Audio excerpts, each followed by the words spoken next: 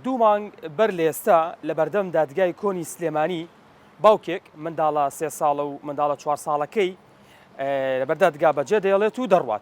تا ئێستا خاوەنی دوو منداڵە دیار نییە، منداڵەکان هێنراونەتە خانەی بێسەرپەرشتان لە سلێمانی. لەگەڵمانە بن بەوەی چیرۆکی دۆزینەوە یان خۆروونبوونی و منداڵانە بزانین. منداڵەکان هێندە تەمەنیان کەمە، تاڵی و سۆری ژیان نازانن.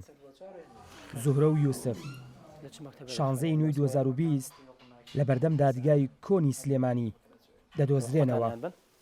باوکیان بە منداڵەکانی وتووە دەچێت ساردەمەنیان بۆ دەکڕێت. ئەمە قسەی یوسفە. 4 ساعتێک کارکردنێرە و توێژەری خۆشیان هەیە مناڵەکان و دادەکان. زۆهرە و یوسف لە ماڵی ساوایانی بەڕێوەبەراتی چاودێری کۆمەڵاتی سلێمانی سەرپەرشتی دەکرێن تا کاتی دۆزینەوەی دایک و باوکیان. هەردووکانی بردووە بۆ لای محکەمەی کۆن دایناون کە بچێت مۆتیان بۆ بکرێت، بەڵام کە ڕۆشتۆن نەگەڕاوەتەوە.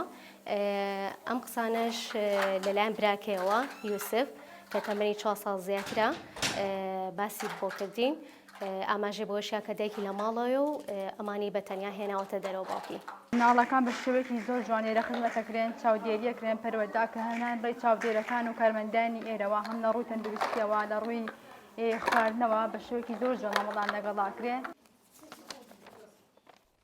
دادوەری لێکۆڵینەوەی نەوجەوانان لە 13 دەی 2020 نووسراوێکی بە ژمارە 3637 ئاراستەی کەناڵیگەلی کوردستان کردووە بۆ نیشاندانی وێنی ئەو منداڵانە بۆ دۆزینەوەی خانەوادەکانیان.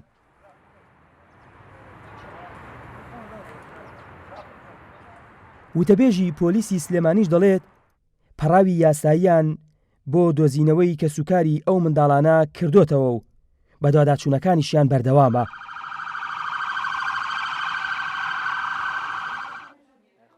نازانرێت باوکی ئەم دوو منداڵە بۆچی منداڵەکانی بەجێهێشتووە. ئەوەیش دیار نییە کە ئاخۆ منداڵەکانی بەجێهێشتووە. ڕاست و دروستی ئەم قسانە پۆلیس و دادگا بە لێکۆڵینەوەکانی یەک لای دەکاتەوە. ئاوەر عەلیگەلی کوردستان، سلێمانی.